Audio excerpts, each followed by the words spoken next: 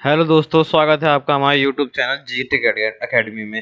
अब हम पढ़ेंगे लूप्स। अभी तक हम लोगों ने कंडीशनल स्टेटमेंट देख लिया है, सारा चीजें। अब हम देखेंगे लूप। देखो दोस्तों, लूप बहुत ही जरूरी है।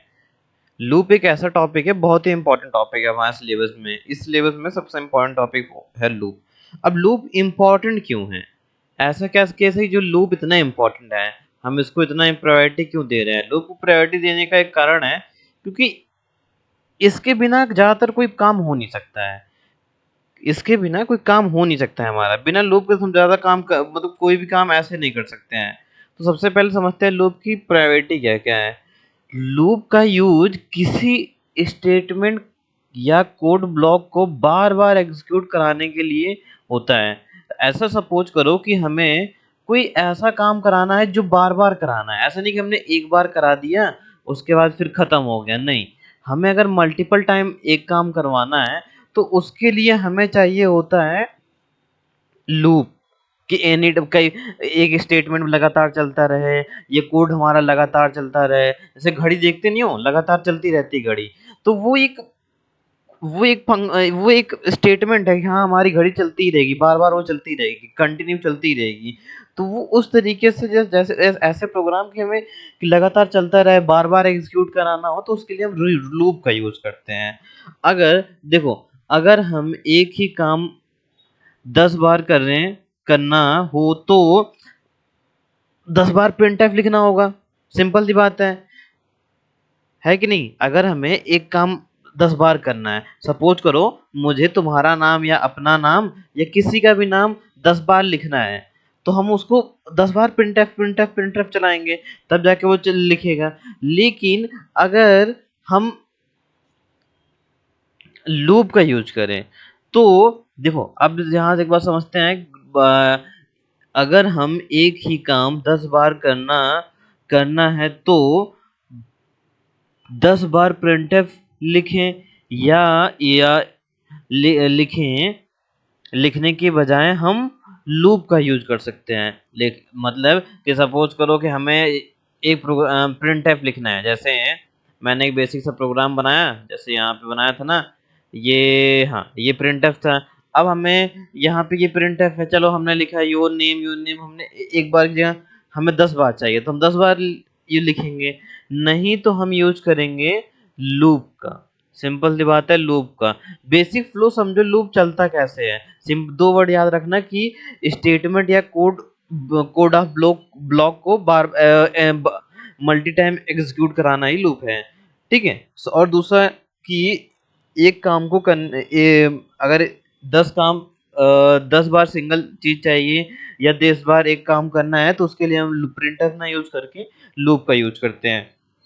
बेसिक फ्लो समझो कि हमारा सबसे पहले कोड स्टार्ट होगा, फिर कंडीशन चेक होगी। अगर कंडीशन देखो, कोई भी प्रोग्राम होता है, जब हम उसे एग्जीक्यूट करते हैं तो क्या होता है, कंडीशन चेक होती है पहले। कंडीशन पहले चेक होगी, उसके बाद क्या होगा, सॉरी, पहले प्रोग्राम स्टार्ट हो जाएगा। कंडीशन जैसे चेक होगी तो दो कंडीशन आएगी, या तो ट्रू आएगा या तो फॉल्स आएगा। दो ही काम है भाई, या तो ट्रू आ जाए या तो फॉल्स आ जाए। अगर फॉल्स आया तो स्टॉप हो जाएगा प्रोग्राम, वो फिर से हमें रिटर्न स्टार्ट से देखना होगा। लेकिन अगर ट्रू आया तो कोड चलेगा, कंडीशन जो होगी उसका, फिर उसमें जो कंडीशन लगी होगी वो चलेगा, उसके बाद रिपीट होता रहेगा हमारा। फिर से वो चला जाएगा स्टार्ट के बाद, फिर से वो सारी चीजें करेगा। ठीक है। जैसे कोड चला, अब जैसे ट्रू आया, फिर वो कंडीशन चेक किया, फिर रिपीट हुआ। रिपीट होने के बाद, रिपीट का मतलब फिर से वो स्टार्ट हो गया। फिर से स्टार्ट होने के बाद फिर वो कंडीशन चेक किया इसने, यहाँ ट्रू चेक किया, फिर कंडीशन को ट्रू हुआ तो फिर कोड चलेगा, जो कंडीशन होगी वो अप्लाई होगी। फिर से वो यहाँ पे रिपीट होता रहेगा। मतलब वो फिर से ऐसे यहाँ से फिर से इसको मैं कनेक्ट कर देता हूँ। यहाँ पे मल्टी टाइम ऐसे रिपीट होता रहेगा हमारा। ठीक है दोस्तों, तो ये होता है हमारे पास लूप। अब बहुत सारे लूप भी होते हैं, ऐसा नहीं कि ऐसा है कि भाई ये एक लूप से हमारा काम हो जाएगा। लूप के पास हमारे पास मल्टी टाइप के लूप होते हैं। जैसे हमारे पास टाइप ऑफ लूप इन सी, तो सी में 3 प्राइमरी लूप होते हैं। याद रखना, सबसे इंपॉर्टेंट बात है, सी में 3 प्राइमरी लूप होते हैं, लूप्स कह सकते हो। अब कौन कौन से वो प्राइमरी लूप्स हैं? सबसे पहले हमारा लूप है उस जो देखो, while loop, do while loop, for loop. Okay, while loop, do while loop, for loop, ये हमारे पास लूप्स हैं। और अब देखो, ये 3 लूप होते हैं। अब इन 3 लूप को थोड़ा सा थ्योरेटिकली भी समझ लेंगे, फिर एग्जांपल बाय प्रोग्राम भी समझेंगे। वाइल लूप क्या काम करता है? वाइल लूप में पहले कंडीशन चेक होती है। देखो, ये थ्योरी में कभी कभी तुम्हारे प्रैक्टिकल में या फिर इंटरव्यू में पूछा भी जाता है कि वाइल लूप और डू वाइल लूप में डिफरेंस बताओ, क्योंकि दोनों में वाइल वाइल यूज हो रहा है, तो ये चीज थोड़ी सी पूछी जाती है। तो वाइल लूप में क्या होता है? वाइल लूप में पहले कंडीशन चेक होती है। याद रहेगा ये बात कि वाइल लूप में सबसे पहले जो भी प्रोग्राम होगा उसका कंडीशन चेक होगा, फिर वो चाहे ट्रू हो चाहे फॉल्स हो। अगर ट्रू होगा तो कोड चलेगा आगे, अगर फॉल्स होगा तो क्या होगा? कोड हमारा वहीं पे स्टॉप हो जाएगा, फिर से रिटर्न चला जाएगा। ओके, देन हम चलते हैं दूसरे लूप की तरफ, फॉर लूप। बाई प्रोग्राम अभी बाद में देखेंगे। फॉर सॉरी डू लूप देख, वाइल लूप देखा मैंने, अब देखेंगे do while loop. Do while loop का क्या काम होता है? डू वाइल लूप का होता है, डू वाइल लूप में पहले कंडीशन एग्जीक्यूट होती है। याद रखना क्या होगा? पहले कंडीशन एग्जीक्यूट होता है, उसके बाद उसके बाद कंडीशन चेक होता है। मतलब कि वो पहले ये नहीं चेक करेगा कि कंडीशन सही है गलत है ना, वो क्या करेगा? डायरेक्ट पहले एक बार कोड ही चला देगा, कहेगा चलो जो है देखा जाएगा, पहले चलो तुम चलो, चल जाएगा, उसके बाद फिर कंडीशन देखा जाएगा। ठीक है, याद रहेगा ये बात। और एक बात इसमें और है, स्पेशल प्रायोरिटी दी जाती है इसको कब? Do while loop at least one time execute होता है। सबसे प्रायोरिटी की बात ये है कि ये एक टाइम एग्जीक्यूट होता है, फिर चाहे प्रोग्राम हमारा स्टार्टिंग में ही क्यों ना गलत हो। स्टार्टिंग में ही प्रोग्राम चाहे गलत हो, उससे कोई मतलब नहीं है, ये एक बार हमारा कोड चलेगा ही चलेगा। मैंने कहा 10 बार कोड, मैंने कोड बनाया 10 बार चलने वाला, लेकिन गलती से मुझे 11 बार चलने वाला प्रोग्राम मैंने बना दिया, तो तब भी वो प्रोग्राम चलेगा। लेकिन वाइल लूप में ऐसा नहीं है, वो सबसे पहले चलेगा हमारा प्रोग्राम, फिर जाके आउटपुट आएगा। ओके, याद रहेगा। फिर आते हैं, बात करते हैं फॉर लूप के ऊपर।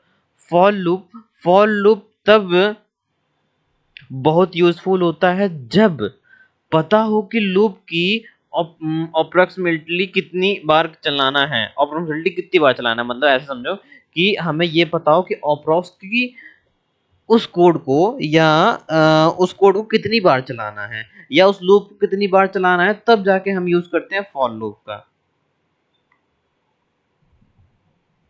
ओके, ये याद रखना कि अप्रोक्सीमेटली कितनी बार चलाना है ये हमें पता होना चाहिए, तो जाके हम लोग फॉर लूप्स का यूज करते हैं। ओके, और इसमें एक दो कंडीशन और भी होती है। अब इसमें हमारा आता है ब्रेक स्टेटमेंट ना, ब्रेक स्टेटमेंट होता है। अब ब्रेक स्टेटमेंट करता क्या है? लूप को ब्रेक लूप को इमिडिएटली स्टॉप कर देता है।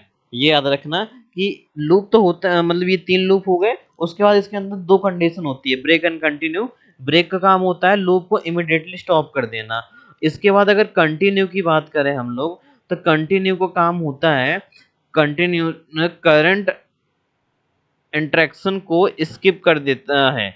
यूँ समझो कि जो मतलब ऐसा जहाँ पे मैंने कंटिन्यू लगाया है, वो करंट इंक्रीमेंट को स्किप कर देता है और नेक्स्ट इंटरेक्शन पर चलता है।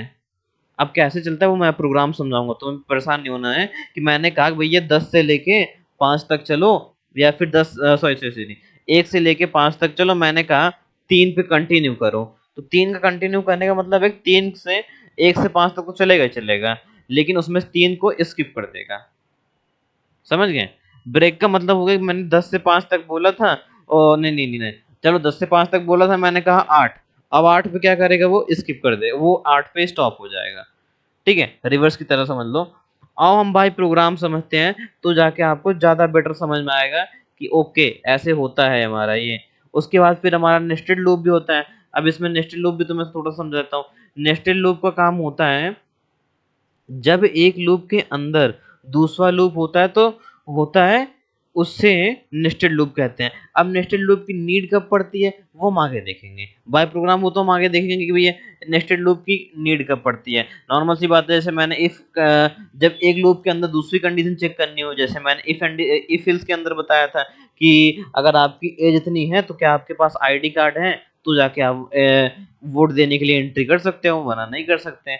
ऐसे लूप में भी होता है कि अगर एक कंडीशन सही, एक कंडीशन यहाँ तक चलेगी तो क्या दूसरी कंडीशन यहाँ तक चलनी है कि नहीं चलनी है, वो भी वही काम चेक करेगा। ओके, तो सेम टू सेम होता है और कुछ नहीं होता है। अब हम देखेंगे बाय प्रोग्राम। तो मैं सबसे पहले प्रोग्राम बनाऊंगा, मैं बनाऊंगा, शुरुआत करूंगा वाइल लूप से, जो आपको सबसे पहले बताया हूँ। होप आपको ये बात याद रखी कि रहेगी वाइल लूप क्या काम करता है। मैं आप सब में बताता भी चलूंगा, थोड़ा थोड़ा थ्योरी भी। तो हम देखने वाले हैं यहाँ पे WHILE वाइल लूप, ठीक है। एल अरे कहाँ चला गया, लूप, वाइल लूप। ये क्या करेगा, फर्स्ट कंडीशन चेक करेगा, तो हैज INCLUDE इंक्लूड, ये आदत थोड़ी सी मेरी, ओके। इसके बाद STDIO डॉट H, देन आएगा int MAIN main, okay, int I equal to 1 semicolon, ठीक है। मैंने लिखा int I equal to 1 semicolon. अब I क्या है पता नहीं हमें क्या है, मैंने कहा है इसका एक प्रोग्राम बनाना है मुझे जहां 1 से लेके 5 तक वैल्यू प्रिंट करानी है, ठीक है। ये समझना है कि मैं चाहता हूं कि 1 से लेके 5 तक वैल्यू प्रिंट हो। अब कैसे होगी वो अभी देखते हैं। अब मैं चाहता हूं 1 से लेके 5 तक वैल्यू प्रिंट हो, चलो अब कैसे करोगे। हमने बता तो दिया कि आई से स्टार्ट कर लो, बहुत अच्छी बात है, आई से स्टार्ट कर लो। अब कहेगा चलो ठीक है स्टार्ट कर लिया। अब क्या करेंगे, हम यहाँ पे लगाएंगे लूप जिसका नाम है वाइल लूप, ओके। यहाँ पे वाइलर लिख दिया, वाइलर लिख दिया मैंने, वाइल लूप। अब यहाँ पे i less than equal to 5, less than equal to 5, i से लेस होना चाहिए या बराबर होना चाहिए 5, तभी प्रोग्राम चले, या उसके बाद ना, उसके आगे ना चले।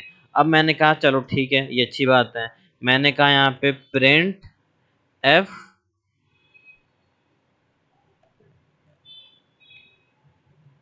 Ampersand D, D comma I, ठीक है। ये मैंने लिख दिया यहाँ पे, इतना समझ गए।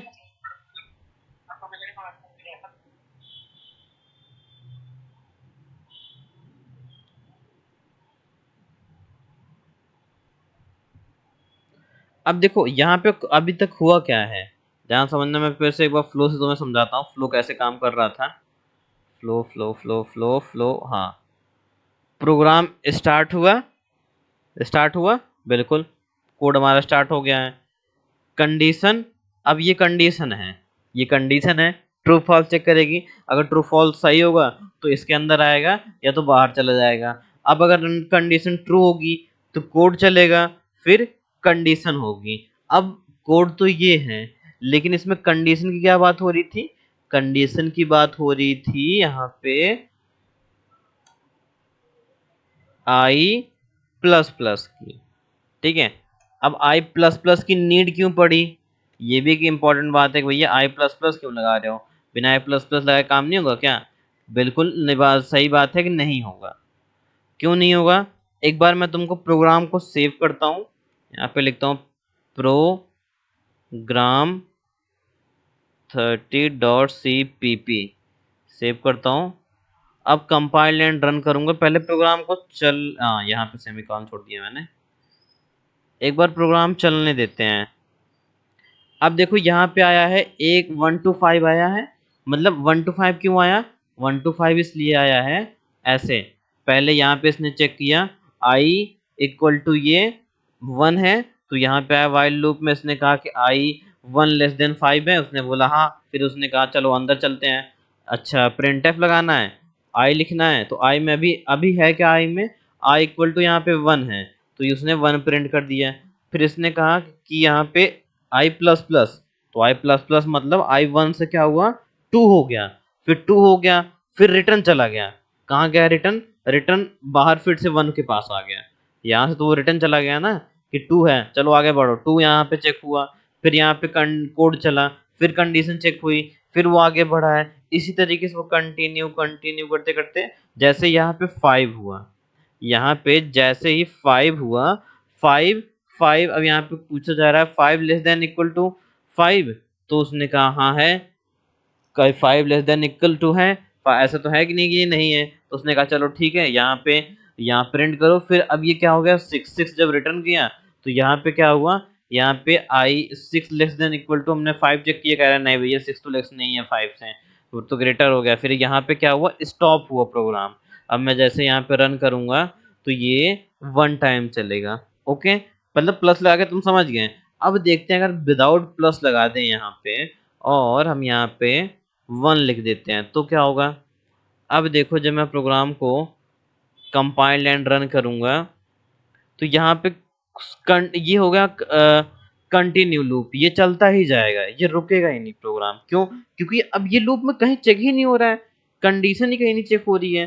कंडीशन मतलब कोड के अंदर तो कंडीशन चेक होनी चाहिए ना कि हाँ कब, मतलब कब तक चले प्रोग्राम। प्लस प्लस ही एक ऐसी चीज है, मतलब इंक्रीमेंट डिक्रीमेंट ही एक ऐसी कंडीशन है जो हैंडल करती है प्रोग्राम को, नहीं तो प्रोग्राम हमारा चलता ही रहेगा, रुकेगा ही नहीं। एक टाइम पे आके वो एग्जीक्यूशन टाइम आउट हो जाएगा कि मतलब हाँ वो जो इसकी कैपेसिटी होगी वो जब उसके बाहर चली जाएगी तो वो खुद ही अपने आप स्टॉप कर देगा, तो हम क्या करेंगे उसको कट कर देंगे। इसीलिए हम यूज करते हैं प्लस प्लस का। ओके, होप आप ये बात समझ गए होंगे कि हमने सबसे पहले देख लिया है ये वाइल लूप। अब इसको नीचे लाना है, अगर मतलब अगर ये रो में एक ही रो में आ रहा है, आप चाहते हो कि मल्टीपल रो क्रिएट हो, तो करना क्या है, अगर हम यही फॉर लूप यूज करते तो वहां तो हो सकता था, लेकिन यहाँ नहीं हो सकता है ऐसा। तो अब हम यहाँ पे क्या करेंगे, हम यहाँ पे इसी के अंदर बैकस्लैश एन लगा देंगे, सेव करेंगे, फिर से कंपाइल एंड रन करेंगे। अब यहाँ से 1 to 5 आएगा, या आया ये हमारे पास 1 to 5। ओके, ओके दोस्तों, तो इस तरीके से हमारा ये फाइल लूप चलता है। यहाँ पे पहले ही कंडीशन चेक हो जा रही है, पहले कंडीशन चेक हो जा रही है, अगर वो एक ही सही है तो एक ही बार चलेगा। अब इसी सिनेरियो में एक बार सेम कोड चलाते हैं, किसके लिए, डू वाइल के लिए, मतलब सेम कोड रहेगा डू वाइल के लिए चलाते हैं। देखें अब उसमें क्या कहता है, ये चलेगा कि कहेगा हम नहीं चल रहे हैं। आ जाओ इस कोड को, चलो मतलब इसको ही आज मैं अंदर कमेंट करूंगा, छोड़ो।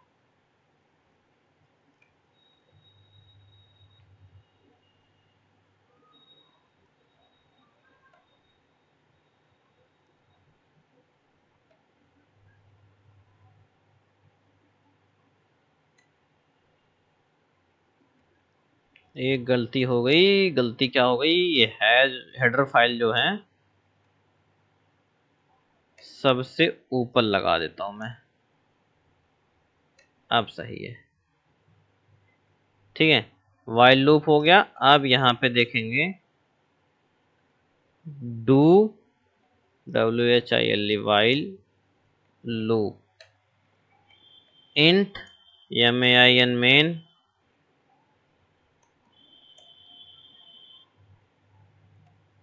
ठीक है, इंट मेन लिखा, वेनल गुड है। यहाँ पर भी इंट आई से स्टार्ट करता हूँ, आई इक्वल टू 1 लिखता हूँ, सेम चीज। लेकिन अब इसमें मैंने क्या बताया था कि सबसे पहले कंडीशन चेक होती है, तो डू वाइल लूप लिखा कैसे जाता है, यहाँ पे सबसे पहले डू कीवर्ड लिखा जाएगा, ओके, ब्रैकेट, फिर यहाँ पे प्रिंट होगा, print f percent d, backslash n लगा दो क्योंकि एक ही मतलब अलग अलग लाइन में आउटपुट है, और आई। देखो अभी तो नहीं समझो, डू मीन्स करो। अब क्या होगा कि अब इस कोड के हिसाब से देखो क्या होगा, सबसे पहले आउटपुट ही प्रिंट हो जा रहा है, कहीं पे कुछ चेक ही नहीं हो रहा है, ना कोई इंक्रीमेंट डिक्रीमेंट है, ना तो कोई लॉजिक कंडीशन चेक हो रही है, ये तो डायरेक्ट कोड ही चल जा रहा है। तो अब इसमें ये चलता कैसे है, ये जहाँ पे एंड होने लगता है प्रोग्राम वहां पे ये चेक करता है, मतलब सारा काम करने के बाद ये फिर चेक करता है। ऐसा समझो कि तुमने ओट वोट दे के आ गया, फिर तुम बाहर आए, फिर तुमको पुलिस पकड़ ली, अब यहाँ पे चेकिंग हो रही तुम्हारी। हाँ भैया तुम वोट देने कैसे चले गए, तुम तो 18 साल लग नहीं रहे हो, आईडी तुम्हारे पास है नहीं। अब यहाँ पे चेकिंग होने शुरू हो जाती है। तो उस तरीके से ये क्या करता है, आफ्टर एग्जीक्यूशन ये चेक होता है, मतलब आफ्टर एग्जीक्यूट होते समय होने के बाद ही चेक होगा कि अच्छा तुम सही हो या गलत हो।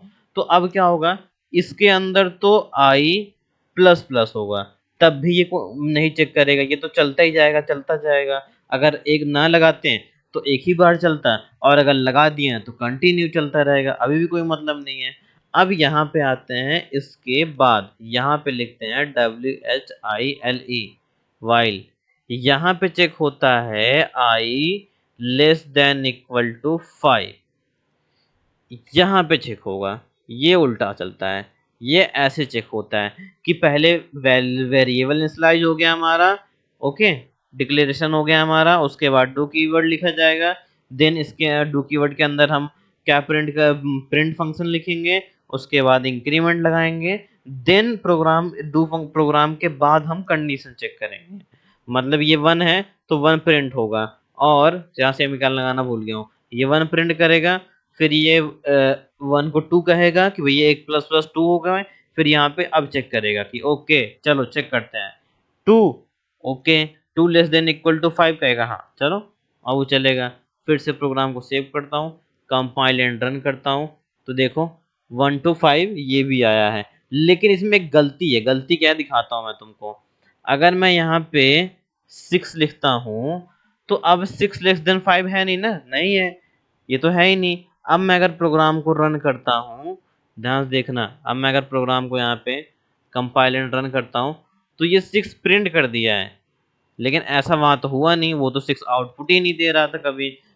अब यहाँ पे अगर मैं 10 भी लिख दूँ तो भी ये प्रोग्राम चलेगा, उससे उसको लॉजिक से मतलब ही नहीं है, क्योंकि वो सबसे पहले एक टाइम हमारा आउटपुट दे रहा है, सबसे पहले आउटपुट देगा, फिर वो चेक करेगा कि भैया तुम सही हो गलत हो, फिर वो अंदर चल के चेक बाद में चेक होगा, उसके पहले तो धे आउटपुट चलेगा।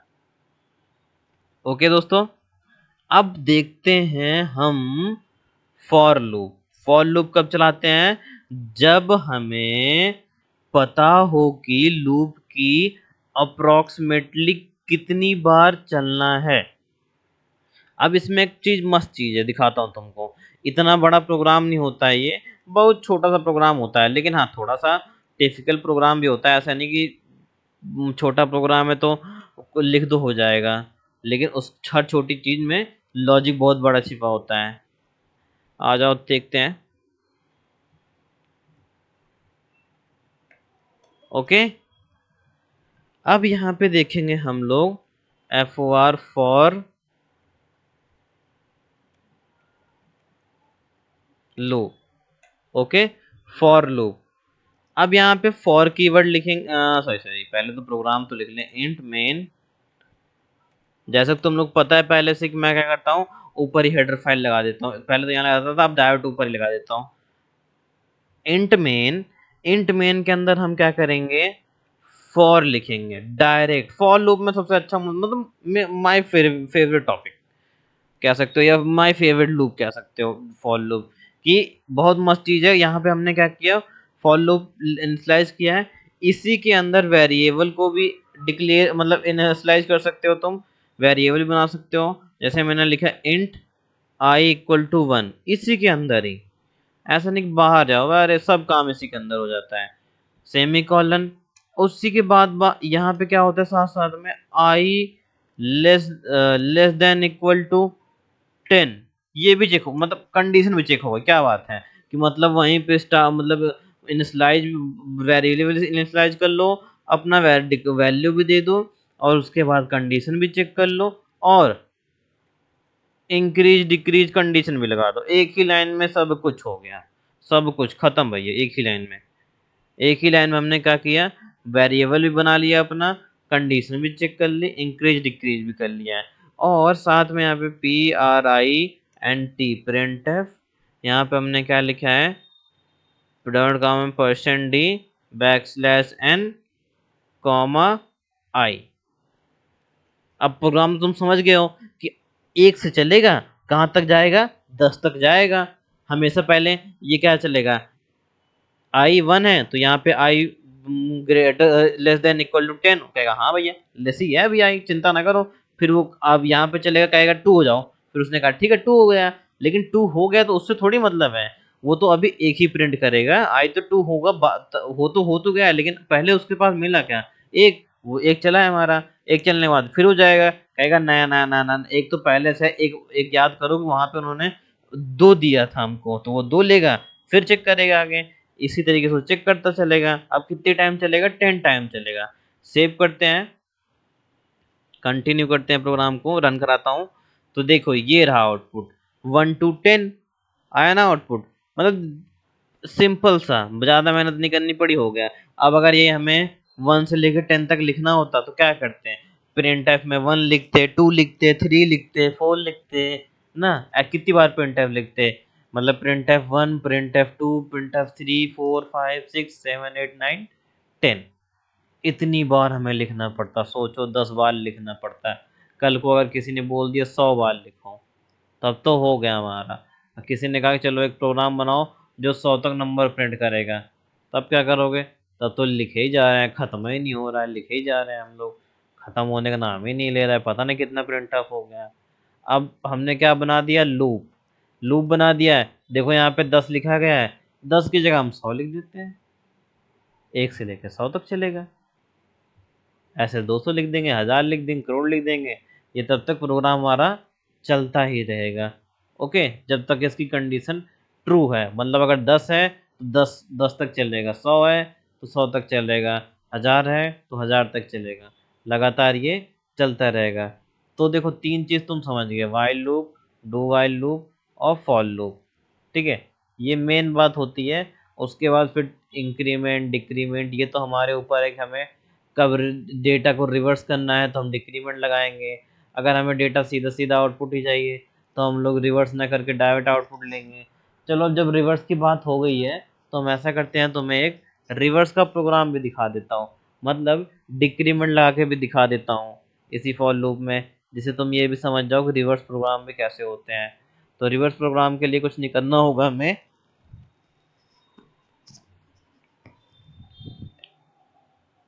यहाँ पे हम लोग लिखते हैं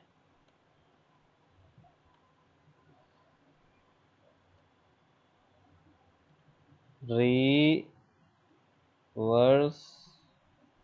लूप इंट मेन, ठीक है, मैंने लिखा फॉर।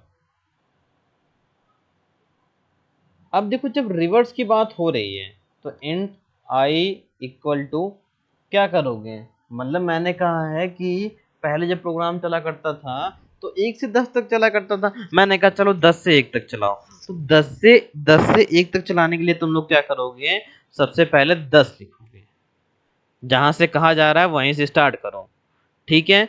अब हमेशा लेस चेक किया जाता था, क्यों, क्योंकि हमें आगे बढ़ना है, इसलिए हमें लेस चेक करना होता था, लेकिन हम हमें अब आगे नहीं बढ़ के हमें उल्टा चलना है, तो अब हम ग्रेटर चेक करेंगे, चित करो कहीं 10 से ग्रेट तो कोई नहीं हो गया, बहुत ज्यादा ग्रेट हो गया तब तो हो गया हमारा कहानी खत्म।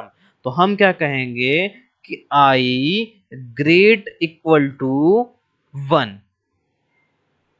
ग्रेट हो या तो ग्रेट, ग्रेट चेक करेंगे या तो इक्वल टू हो, ओके, सेमी कॉलन आई डिक्रीमेंट, खत्म कहानी, कुछ नहीं करना था, बस इतना करना था। यही वाला फॉर लूप यहाँ पर प्रिंट, ओ सॉरी, ये वाला आउटपुट यहाँ पे रख देता हूँ सीधा सीधा। अब तुम जानते तो हो कि मैं अच्छा से कॉपी पेस्ट करता हूँ, ये वाला लूप कमेंट भी कर देते हैं,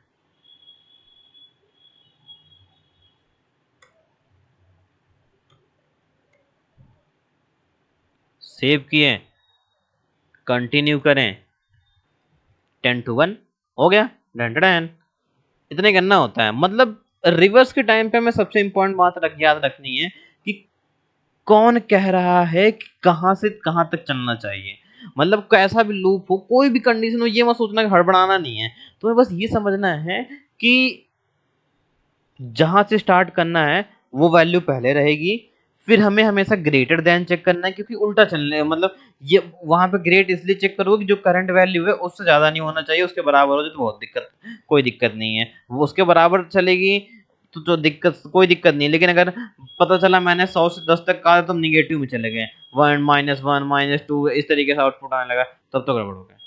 तो हम क्या करेंगे भैया, हमें हमेशा याद रखना है, हम सबसे पहले क्या करते हैं कि जो हाईएस्ट वैल्यू है वो लिख देंगे, उसके बाद ग्रेटर चेक करेंगे 1 तक, ठीक है।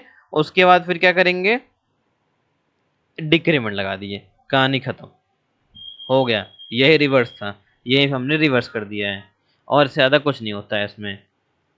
अब एक काम होता है कि इसमें ब्रेक और कंटिन्यू क्यों लगा रहे हैं।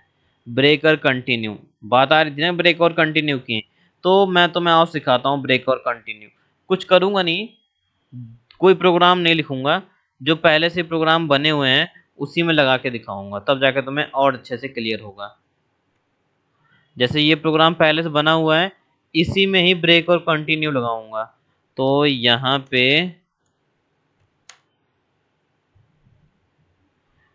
BREK, break, STATEMENT, statement. Same code है, मैंने क्या बोला, 1 से 10 तक प्रिंट कराने के लिए। डिक्रीमेंट में लगा सकता था, कोई दिक्कत नहीं है, उसमें भी लगा के दिखा देंगे। अब मैंने कहा 1 से 10 तक प्रिंट करो, चलो बहुत बढ़िया बात है, यहाँ कंपाइल एंड रन किया हो तो 110 तक प्रिंट ही हो रहा है, कोई दिक्कत नहीं है। लेकिन मैंने अब देखो, जब ब्रेक स्टेटमेंट की बात हो रही तो यहाँ पे कंडीशन चेक होगा, बिना चेक हुए प्रोग्राम चल नहीं सकता है। मतलब कंडीशन जब भी चेक होगी तो प्रिंट आउटपुट, मतलब आउटपुट फंक्शन से पहले कंडीशन लगाई जाएगी। मैंने कहा इफ आई इक्वल इक्वल जहां 5 मिले वहीं पे क्या करो, BREAK, ब्रेक हो जाओ। जहां print equal equal to, oh sorry, I equal to 5 मिले वहां पे ब्रेक हो जाओ। सेव किया है, अब कंपाइल एंड रन करता हूं। 1 to 5, जहां पे 5 मिला वहीं पे ब्रेक हो गया। और ब्रेक होने का मतलब ये थोड़ी ना कि जहां ब्रेक मतलब जिस पे ब्रेक हुआ है वो भी दिखाएगा, नहीं, वो दिखाएगा ही नहीं, वो उसको भी रिमूव कर देगा। वो कहेगा 5 का आगे तुम जा ही नहीं सकते, 1 से 5 तक के बाद 1 से 4 तक चलना है, 5 में ब्रेक लगी हुई है, तो वहां तो उसके ऊपर चढ़ के बैठना नहीं है, तो वहां से वो क्या करेगा, रिमूव कर देगा। लेकिन यहीं पे एक अच्छी सी बात है कि कंटिन्यू ऐसा नहीं करता है, कंटिन्यू स्किप कर देता है वो पार्ट ही। कंटिन्यू कहेगा स्किप कर दो और आगे प्रोग्राम चलते रहो। मैंने कहा अगर यहाँ पे कंटिन्यू लिख दूं तो ये कहेगा अरे छोड़ो ब्रेक को, ऐसा करो कंटिन्यू करो तुम, यहाँ पे 5 को हटा के बाकी आगे लिखो, 4 के बाद डायोड 6 लाओ। आओ दिखाता हूँ तुम्हें प्रोग्राम से।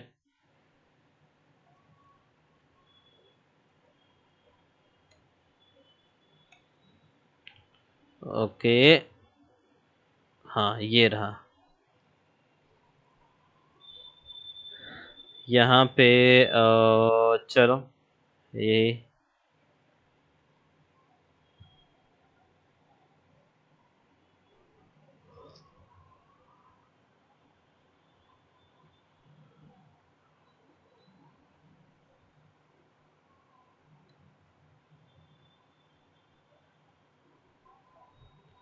कंटिन्यू, कंटिन्यूस यहाँ पे लगा देते हैं, जहाँ पे ब्रेक लिखा था मैंने वहाँ पे मैंने कंटिन्यूस लिख दिया। कुछ नहीं किया, बस इंग्लिश वर्ड है वही दिया है यहाँ पे मैंने, कंटिन्यूस। अब मैंने यहाँ पे सेव किया है, प्रोग्राम देखो पहले वाला है। और क्या करेंगे यहाँ पे, बार बार इस पे आ जा रहा हूँ मैं, इसको सेव करता हूँ, कंपाइल एंड रन करता हूँ। यहाँ पे कह रहा है मेन, ओके, पुराना वाला कोड कमेंट ही नहीं है, तो दिक्कत तो आएगी आएगी।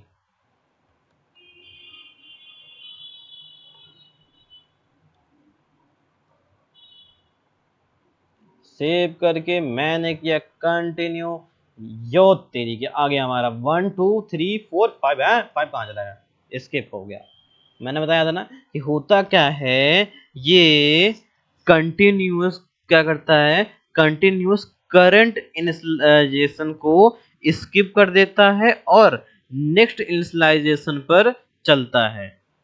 ठीक है, याद रहेगा कि हम जो करंट मतलब करंट वैल्यू है वो उससे वो स्किप करके नेक्स्ट मतलब नेक्स्ट वैल्यू से वो प्रिंट करने लगेगा। देखो, अगर आपको ये सारी नोट्स चाहिए तो आप क्या करोगे, इसी वीडियो के नीचे हमारे कम्युनिटी का लिंक है, उसमें ज्वाइन हो जाओ। वहाँ पे तो मैं जो भी लेटेस्ट अपडेट रहते हैं वही सारे मिल जाएंगे आपको। ग्रुप वीडियो के लिंक्स कह सकते हो आप ये भी कह सकते हो कि जो भी लेटेस्ट अपडेट आने वाली वो कुछ भी हो सकती है, चाहे वो फ्री क्लासेस तो कुछ भी हो सकती है, तो वो सारे सारे ग्रुप में मिलेगी। नोट्स हो सकते हैं, प्रैक्टिकल एग्जाम के नोट्स हो सकते हैं, सारी चीजें वो तुमको मिल जाएगी ग्रुप कम्युनिटी में हमारी। ओके, अब हम बात करते हैं, थोड़ा सा आगे चलते हैं। अब चलो, जब इतना सब कुछ हो गया तो एक और इम्पोर्टेंट पॉइंट पकड़ते हैं। इम्पोर्टेंट पॉइंट है नेस्टेड लूप, क्योंकि इसकी नीड पड़ती है, इसकी नीड पड़ती है थोड़े से कॉम्प्लेक्स प्रोग्राम में।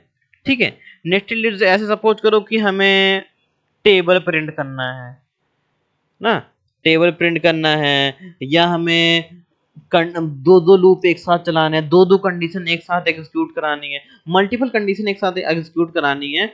बट एक बात याद रखना कि नेस्टेड लूप लूप तब यूज होता है जब एक लूप के अंदर दूसरा लूप हो, तभी यूज होगा हमारा। ओके, ऐसे नहीं कि हम लोग एक लूप बनाए, दूसरा दूसरा बाहर दूसरा लूप लिख दिया, ऐसा नहीं। उसके अंदर मतलब इस लूप के अंदर दूसरा लूप लिखेंगे तब जाके हमारा ये चलेगा। अब हम चलते हैं यहाँ पे, इसको कमेंट करते हैं।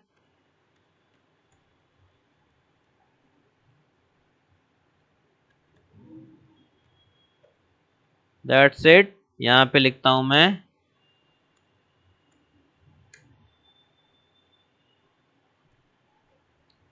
नेस्टीडी, नेस्टेड लूप, नेस्टेड लूप। सबसे पहले हम यहाँ पे इंट MAIN प्रोग्राम चलो स्टार्ट कर दिया, बहुत अच्छी बात है, बहुत अच्छी बात है। ये क्या आ गया, चलो अब मैं ऐसा करता हूं कि मैं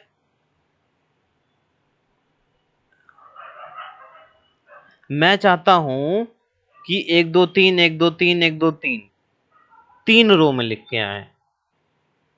मतलब एक दो तीन, चार कहाँ से आ गया ये, तीन, एक दो तीन, एक दो तीन, इस तरीके से तीन लाइन में आने चाहिए। तीन कह लो, चार कह लो, 10 कह लो, तो अब इतना आउटपुट तीनों लाइन में, तीन लाइन में आना चाहिए। तो अब इसके लिए क्या करोगे, फॉर लूप, वाइल लूप या डू वाइल लूप से काम हो जाएगा हमारा। अगर हो जाता है तो बहुत अच्छी बात है भाई, मुझे बता दो, मैं भी कर लूँ। लेकिन ऐसा नहीं हो सकता है। अब बहुत कॉम्प्लेक्स करोगे प्रोग्राम तो कुछ भी हो सकता है। हम तुम इंजीनियर है, कुछ भी कर सकते हैं, लेकिन वो थोड़ा सा नियम, जब कहोगे कॉम्प्लेक्स नियम हो जाएगा हमारा। तो इसके लिए हम लोग नेस्टेड लूप का यूज करते हैं। कैसे, फॉर लूप, मैंने क्या किया यहाँ पे, int I equal to 1, okay. फिर मैंने कहा I, ओ नहीं, I less than equal to 3, और I प्लस प्लस। एक चीज सबसे बड़ी बात ये भी है कि आपको ये चीज सबसे ज्यादा इम्पोर्टेंट समझना है कि हमारा जो ये नेस्टेड लूप होता है, इसमें सबसे इम्पोर्टेंट बात ये होती है कि दोनों लूप के अंदर डिफरेंस क्या है। कोई भी पूछ सकता है कि जो हमारा बाहर लूप है वो कैसे काम करता है, अंदर लूप और ये कैसे काम करता है। तो आपको ये बात याद रखनी है कि बाहर वाला लूप रो जनरेट करेगा, अंदर वाला लूप कॉलम जनरेट करेगा। मेक श्योर ये बात आपको याद रहनी चाहिए, बहुत इंपॉर्टेंट बात है। यहाँ पे इंट जे लिख देता हूँ इक्वल टू 1, फिर j j less than equal to 3, comma j plus plus.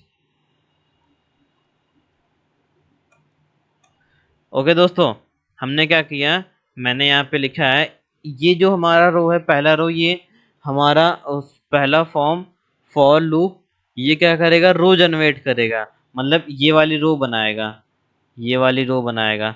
लेकिन इनके अंदर जो ये एक एक कॉलम आ रहे हैं, इनको बनाने का काम कौन करेगा, इनको बनाने का जो हमारा सबसे अच्छा आदमी है वो करेगा इनर लूप। आउटर लूप रो जनरेट करेगा, इनर लूप कॉलम जनरेट करेगा।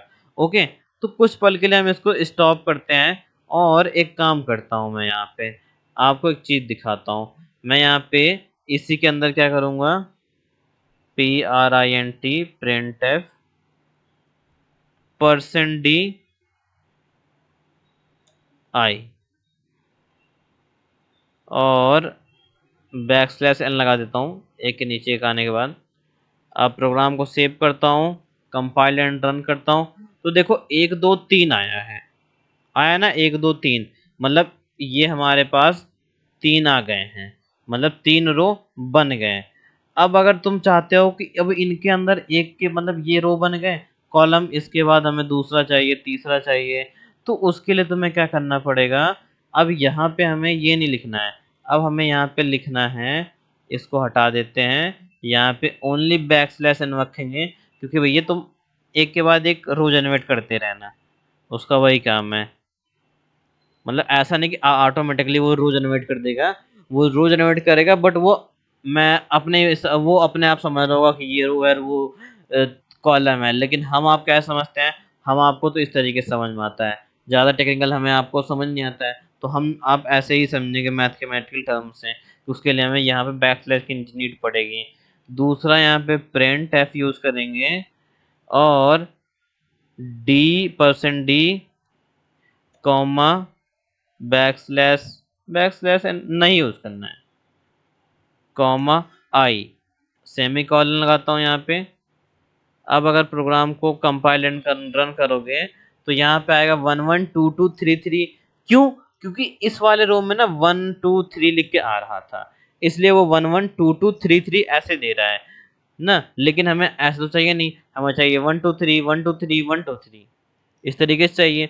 तो इस तरीके से करने के लिए क्या करना होगा, अभी हमने क्या किया है, अभी हमने यहाँ पे प्रिंट किया है वन, आई सॉरी सॉरी वन वन नहीं आई, आई प्रिंट किया है, तो आई पहले वन प्रिंट करेगा सभी में, और सभी कॉलम में भी वन प्रिंट करेगा।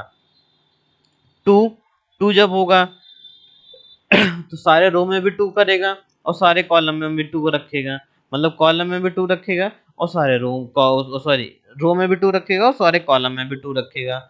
ऐसे जब ये थ्री होगा तो थ्री का रो भी बनेगा और सारे में थ्री थ्री प्रिंट करेगा। जैसे ही मैं इसको कहूंगा ए वत्स तुम हो जाओ यहाँ पे जे, अब जे करने के बाद यहाँ पे कंपाइल करेंगे, तो अब यहाँ पे 1 2 3 1 2 3 1 2 3 इस तरीके से आ रहा है।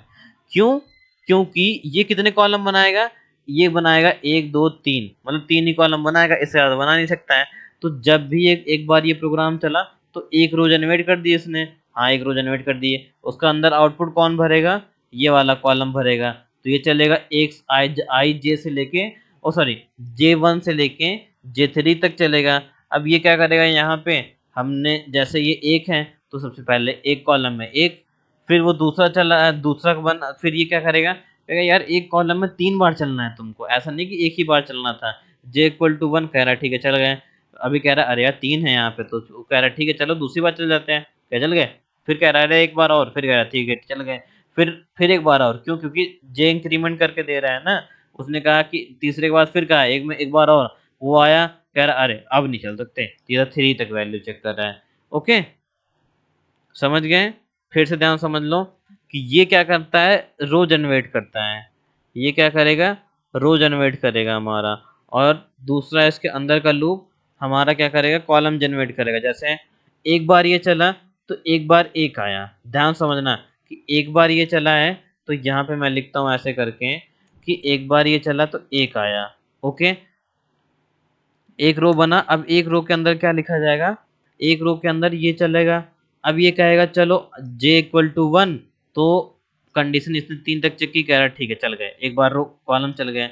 लेकिन फिर समस्या हो गई, फिर ये कह रहा है कि अभी एक और इंक्रीमेंट इसने करके दे दिया, वो फिर गया इसके पास, कह रहा है भाई एक बार और इंक्रीमेंट करके दे दिया इसने। कह रहा है ठीक है 2 हो गए हो तुम। यहाँ पे इसने चेक किया कि 2 2 लेस देन इक्वल टू 3। कह रहा है हाँ चलो फिर एक बार और चल जाता हो तुम, क्योंकि अब 2 वैल्यू हो गई है तो जे की वैल्यू 2 होगी। फिर वो गया, कह रहा है यार इसने तो एक बार और इंक्रीमेंट कर दी है। उसके बाद कहा इसने चलो ठीक है 2, फिर अब तुम 3 हो गए हो। तो उसने कहा 3 लेस देन इक्वल टू 3। कह रहा हाँ हाँ चल गया क्योंकि वो तो कंडीशन सही है। फिर इसने 4 कर दिया। फिर कह रहा वो भाई फिर 4 हो गए। फिर वो जाकर कंडीशन पूछता है अब भी चलना है, वो कह रहा नहीं क्योंकि हम तो 3 ही 3 हैं। ओके। इसी तरीके जब दूसरा रो बनाता है, लेकिन उसके अंदर हम तो बैक स्लैश एन पास किए हुए हैं, तो वो तो सिर्फ और सिर्फ ब्लैंक आएगा और कुछ तो आएगा नहीं। उसके अंदर डेटा भरने कौन काम कर रहा है, कॉलम मास है। ओके। तो इसी तरीके से ये मल्टीपल टाइम चलता रहेगा। होप आप ये समझ गए होंगे अच्छे तरीके से। अगर नहीं समझे हो तो कमेंट डालो कि कहाँ पे कौन से लूप में आपको प्रॉब्लम हो रही है। ओके दोस्तों। अब देखो इसी के साथ साथ ना, अब हम जो नेक्स्ट टॉपिक देखेंगे वो देखेंगे हम लोग प्रोग्राम, मतलब बेसिक प्रोग्राम देखेंगे। अब हम लोग ना इसके साथ साथ कुछ प्रैक्टिकल मतलब ऐसे समझो कि हम इनके साथ अब क्या करने वाले हैं, कुछ प्रोग्राम बनाएंगे। ये सारे कुछ प्रोग्राम हैं जिनको हम पढ़ेंगे, बना के देखेंगे कि अब लॉजिक बिल्ड कैसे करना है। जैसे देखो मैं हर एक वीडियो में तुम्हें 1 से 2 प्रोग्राम बताऊंगा भी, और साथ साथ तुम्हें भी करना है। जैसे मैंने यहाँ पे कहा है कि नेक्स्ट पार्ट में हम करने वाले हैं कि और इवन और ऑड और पॉजिटिव और निगेटिव नंबर चेक करना है। अब आप ट्राई करो इन दोनों को करने के लिए। ओके, पहले आप खुद से ट्राई करो, नहीं होगा तो फिर मैं बताऊंगा। ओके। इसी तरीके से लास्ट टूवेस्ट नंबर निकालना, लास्ट थर्ड नंबर निकालना, ये सभी देखेंगे। कैलकुलेटर भी बनाएंगे, मल्टीपल टैब ये भी प्रिंट करेंगे, टेबल भी। ओके। अब देखो टेबल प्रिंट करना है तो वो तो आप लूप से भी कर सकते हो, क्योंकि एक आ रहा है अगर उसको मल्टीप्लाई कर दिए तो वो 2 हो जाएगा। ओके दोस्तों, तो अब इस तरीके से प्रैक्टिस क्वेश्चन भी देखने वाले हैं। होप आपको ये सारी चीज़ समझ में आई होगी।